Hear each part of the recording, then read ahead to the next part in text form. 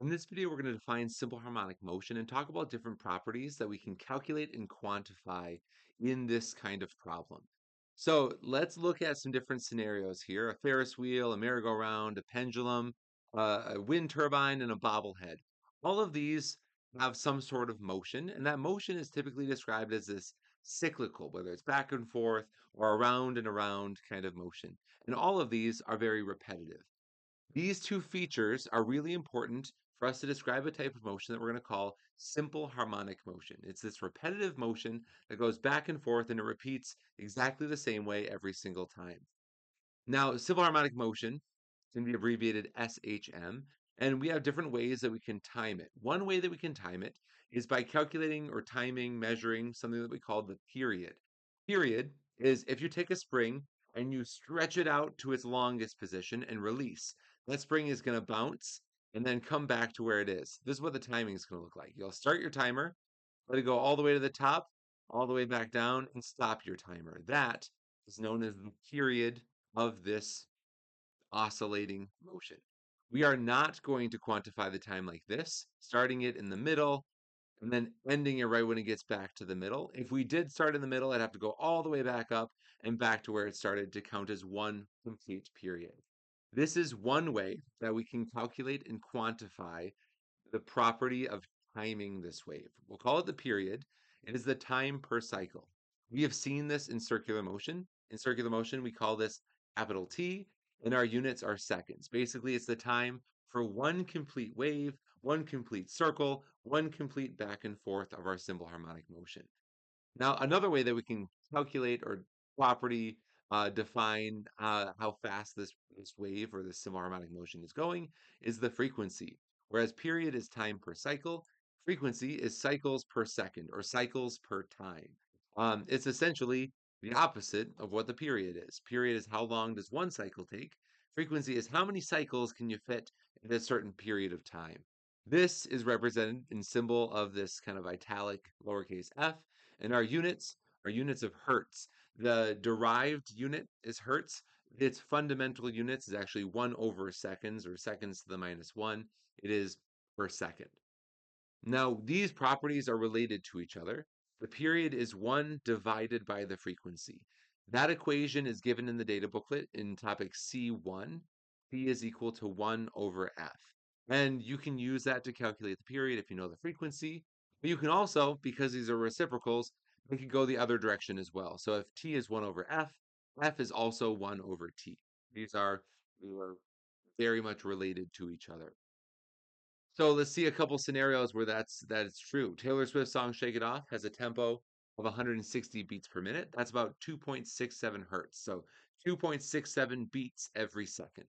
How many seconds are between each beat? So if you were listening to the song da da da da da da da da da, and you were snapping along to it, this is how many seconds between each snap. So you go start stop start stop. If I'm doing that, my frequency is 2.67.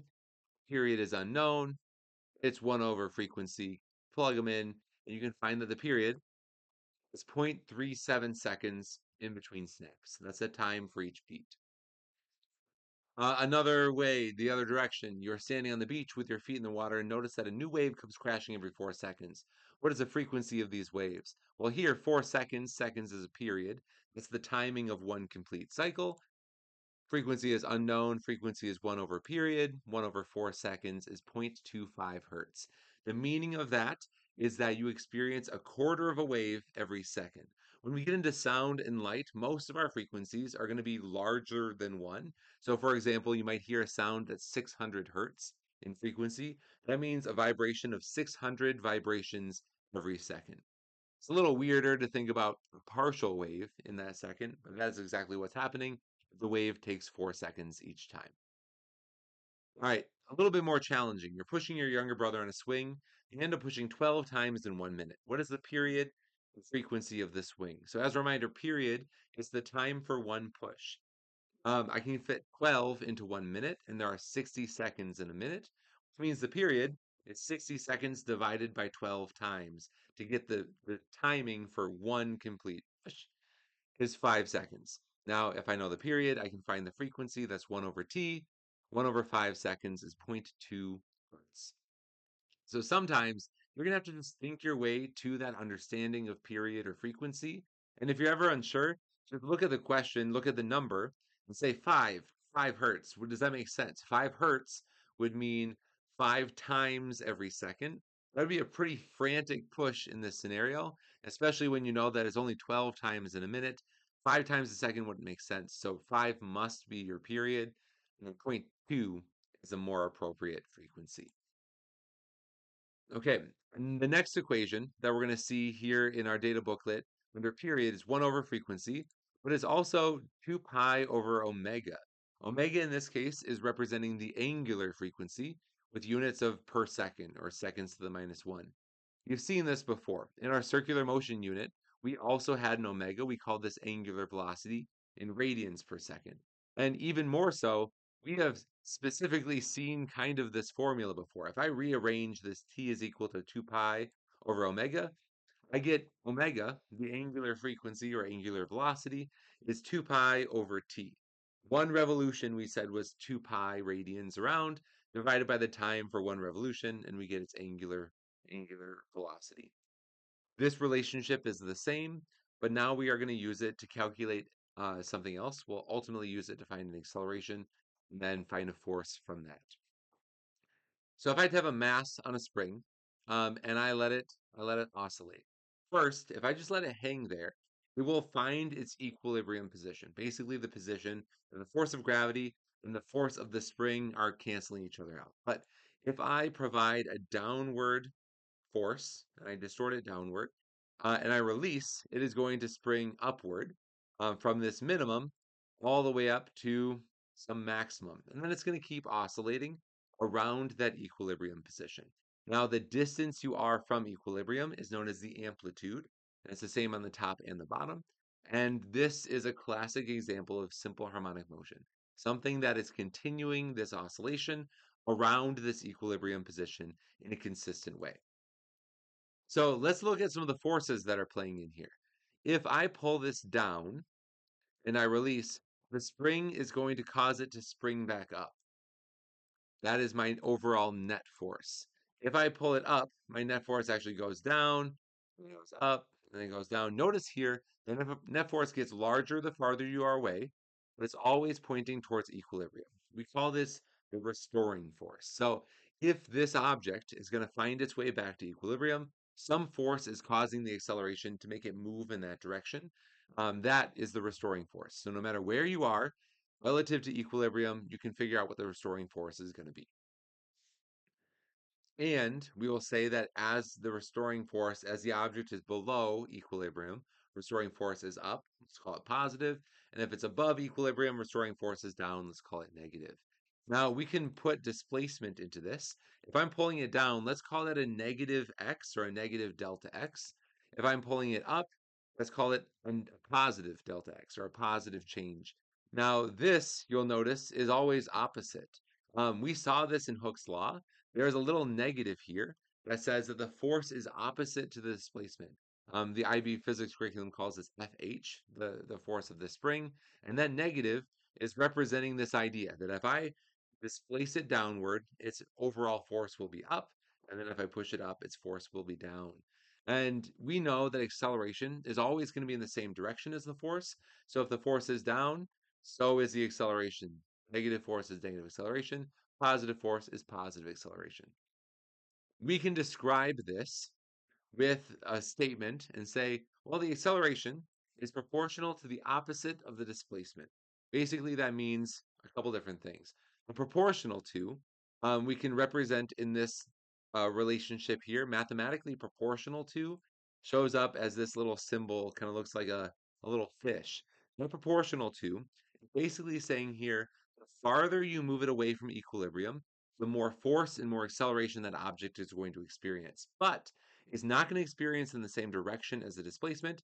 It will be opposite the displacement, which is why we have this little negative. So displacing it up gives you an acceleration down. Displacing it down gives you an acceleration up. Now that is a proportionality. This is an equality. A is equal to negative omega squared x. Now we can see that actually similar in our circular motion.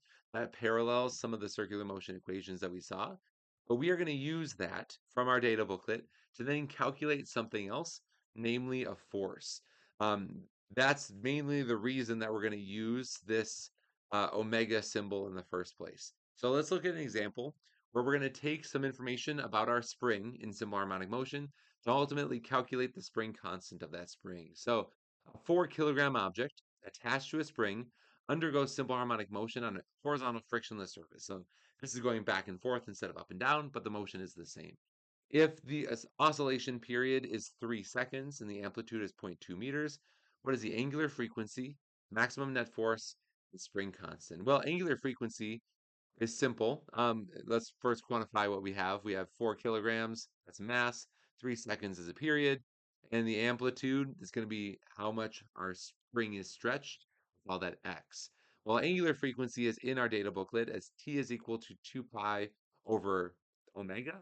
Rearrange that for omega is 2 pi over t, 2 pi over 3 seconds.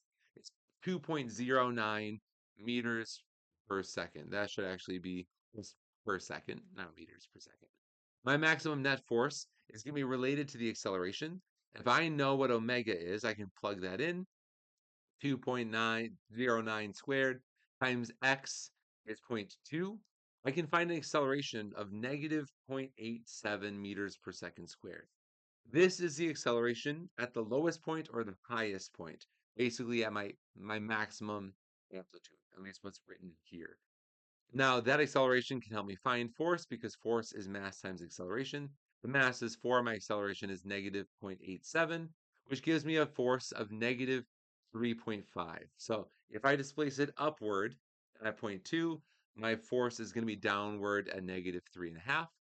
If I know a force, I can find a spring constant, Fh is equal to negative kx. Negative 3.5 is equal to negative x, or negative k times 0.2. I calculate k, the negatives cancel each other out, and I'm ending up with a positive 17.5 newtons per meter. So this angular frequency number is really just a means to an end. It allows us to take period and turn it into acceleration. Acceleration allows us to find a force, and then that force allows us to find a spring constant. There are two more equations that are in C1 of the data booklet. It's these two, and they're actually derived from that process that we just did. We took a period and turned it into a spring constant. Well, there's an equation that is combining all of these ideas into one formula that can do just that. So let's look at a couple different ways that the period can be impacted. Here's two different common subharmonic motion systems. Here's an object that is on a spring that's oscillating back and forth that has a mass in kilograms and a spring constant in newtons per meter. That here is going to relate to the period. The bigger the mass is, the longer it takes, the bigger the spring constant is, the faster it goes. So the shorter the period is going to be. Period is 2 pi times the square root of m over k. If I have a pendulum, I let that pendulum go. The string has a certain length in meters, and it is in a gravitational field. Here on Earth, that's 9.8 meters per second squared, but this could be used on a different planet. You would just have to swap in a different g value. But you'll see this whole formula is the exact same format. T is equal to 2 pi times the square root of something over something. Let's look at a couple examples of how this might be used.